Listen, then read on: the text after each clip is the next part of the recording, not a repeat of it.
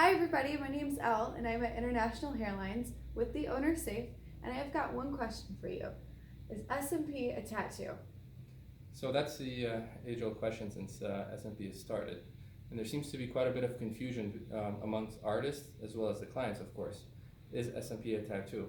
So technically speaking, yes, it is a tattoo. You're using a needle to implant pigment into the skin. So by definition, it is a tattoo.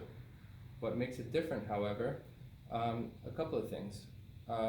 Actually, recently, manufacturers of inks and needles and machines have paid more attention to SMP and have made equipment that is specific to SMP.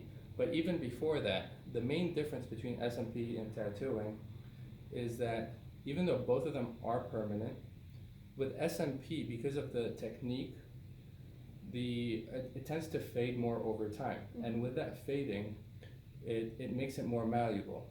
So you can adjust the hairline, you can change the whole look of SMP if done correctly in the initial treatments.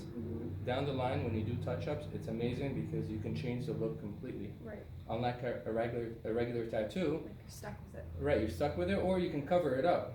But a lot of times that doesn't look very good. With SMP, if done correctly, down the line, you can make it look more natural, softer, more receded, sharper hairline.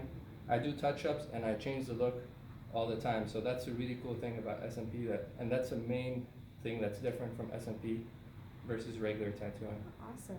Okay, well I think we've got my question answered. Stay tuned for more from International Hairlines. Thanks guys.